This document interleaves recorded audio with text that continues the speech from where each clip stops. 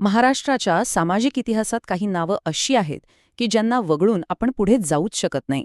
आज आपण अशाच एका जबरदस्त व्यक्तिमत्वाची ओळख करून घेणार आहोत, ज्यांनी फक्त आपल्या लेखणीनेच नाही तर प्रत्यक्ष कृतीने महाराष्ट्राला अक्षरशः हलवून जागं केलं. चला तर मग जाणून घेऊया प्रबोधनकार ठाकरे यांच्याबद्दल. आणि या व्यक्तिमत्वाची ओळख करून घेण्यासाठी सुरुवातच करूया एका खूप मोठ्या प्रशस्तीपत्रकाने. हे शब्द कुणा सामान्य माणसाचे नाहीत, तर स्वतः राजर्षी शाहू महाराजांचे आहेत.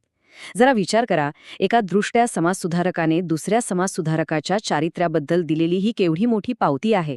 याच एका वाक्यावरून मनात येतं की नक्की कोण होते हे प्रबोधनकार ठाकरे. त्यांच्या विचारांमध्ये जी एक आग होती, जी एक आक्रमकता होती, ती आली कुठून?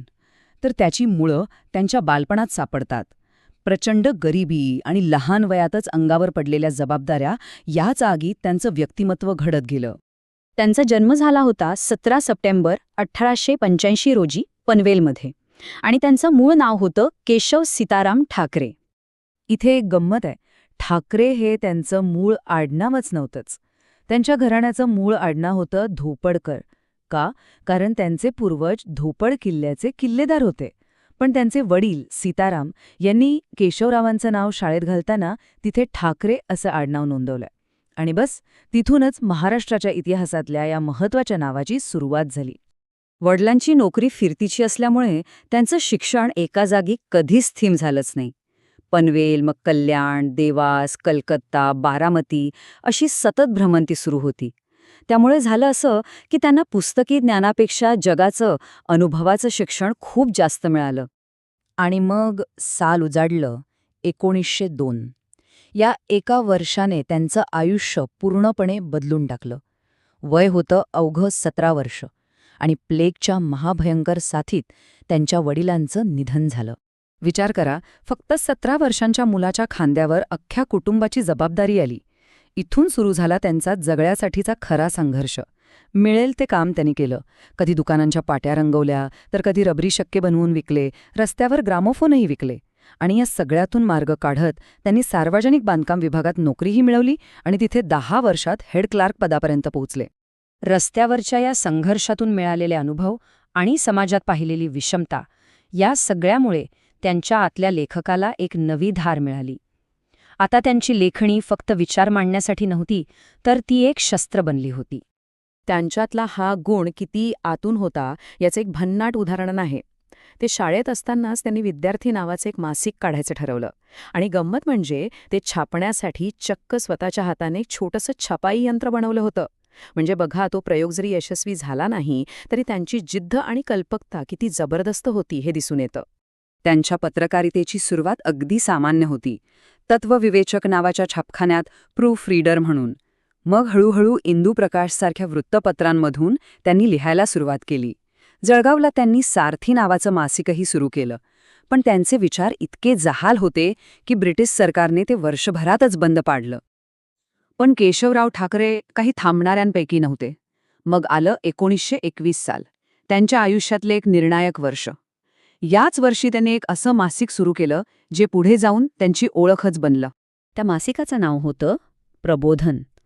आणि हे मासिक इतकं प्रभावी ठरलं, इतकं गाजलं की केशव सीताराम ठाकरे हे मूळ नाव मागे पडलं आणि संपूर्ण महाराष्ट्र त्यांना एकाच नावाने ओळखू लागला, प्रबोधनकार ठाकरे. पण प्रबोधनकार म्हणजे फक्त लेखणी चालवणारे विचारवंत नव्हते. नाही, त्यांचा खरा विश्वास होता तो प्रत्यक्ष कृतीवर, ज्याला ते डायरेक्ट ॲक्शन म्हणायचे. त्यांचे विचार कागदावर नाही तर रस्त्यावर उतरून लढणारे होते. मग ही प्रत्यक्ष कृती म्हणजे नेमकं काय? तर समाजातल्या चुकीच्या रूढी परंपरांवर फक्त भाषणं न देता किंवा लेख न लिहिता थेट त्यांना जाऊन भिडणं, त्या चुकीच्या प्रथांना मुळापासून हादरवून टाकणं. ह्याच विचारधारेतून एक मोठा प्रश्न उभा राहतो. बरं, हुंड्यासारखी एक अमानुष प्रथा जी लोकांच्या प्रतिष्ठेचा विषय बनली होती, तिच्या विरोधात लढणार कसं? यावर प्रबोधनकारांचं उत्तर एकदम हटके होतं. त्यांनी स्थापन केली हुंडा विध्वंसक स्वयंसेवक सेना. ही फक्त एक संघटना नव्हती, तर समाजाला दिलेली एक प्रकारची शॉक ट्रीटमेंट होती. आता यांची काम करण्याची पद्धत बघा किती जबरदस्त होती. समजा एखाद्या लग्नात मुलाच्या घरच्यांनी हुंडा घेतलाय अशी खबर मिळाली, तर या सेनेचे कार्यकर्ते काय करायचे, एका गाढवाला सजवायचे आणि त्या लोभी वरपित्याचं प्रतीक म्हणून थेट भर लग्नमंडपातून त्याची धिंड काढायचे. विचार करा, जिथे लोक प्रतिष्ठेच्या मोठ्या मोठ्या गप्पा मारतात तिथेच हा थेट हल्ला.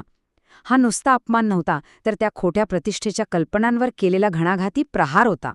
त्यांची ही निर्भीडता फक्त त्यांच्या सामाजिक कामापुरती नव्हती. ती त्यांच्या राजकारणात, त्यांच्या लिहिलेल्या प्रत्येक शब्दात दिसायची. त्यांनी मागे ठेवलेला वारसा हा अशाच बंडखोर आणि प्रक्षोभक शब्दांचा आहे. ते संयुक्त महाराष्ट्र समितीच्या संस्थापक सदस्यांपैकी एक होते. मुंबई आणि बेळगाव महाराष्ट्रातच राहिले पाहिजेत यासाठी त्यांनी प्रचंड लढा दिला. आणि एक महत्त्वाची गोष्ट म्हणजे अगदी 1922 सालीच मुंबईतल्या परप्रांतीयांच्या लोंढ्यामुळे मराठी माणसांच्या नोकऱ्यांवर काय परिणाम होतोय हा मुद्दा त्यांनी पहिल्यांदा मांडला होता. याशिवाय कर्मवीर भाऊराव पाटलांना शिक्षणाच्या कामात मदत करण्यापासून ते नवरात्रीचा उत्सव पुन्हा नव्या महाराष्ट्रीय पद्धतीने सुरू करण्यापर्यंत त्यांचं कार्यक्षेत्र खूप मोठं होतं. त्यांच्या पुस्तकांची फक्त नावं जरी वाचली ना तरी त्यांच्या विचारांची धग जाणवते. दगलबाज शिवाजी यातून त्यांनी महाराजांबद्दलच्या खोट्या इतिहासाला उत्तर दिलं. देवळाचा धर्म आणि धर्माची देवळे यातून त्यांनी धर्माच्या नावाखाली चालणाऱ्या ढोंगीपणावर आणि शोषणावर हल्ला केला. भिक्षुकशाहीचे बंड आणि खरा ब्राह्मण यांसारख्या पुस्तकांमधून तर त्यांनी थेट जातीय व्यवस्थेवर आणि पुरोहितशाहीवर प्रहार केला. प्रबोधनकारांचं आयुष्य पाहिल्यावर एक गोष्ट अगदी स्पष्ट होते. ते फक्त बंद खोलीत बसून विचार करणारे किंवा लेख लिहून समाधान मांडणारे विचारवंत नव्हते. ते रस्त्यावर उतरून लढणारे क्रांतिकारक होते. आजच्या काळात जेव्हा प्रत्येकाकडे बोलण्यासाठी एक माध्यम आहे, तेव्हा केवळ बोलण्यापेक्षा प्रत्यक्ष कृतीचं महत्त्व किती आहे हे त्यांचं आयुष्य आपल्याला शिकवतं. ह्याच विचार करायला लावणाऱ्या प्रश्नासोबत आज इथेच थांबूया.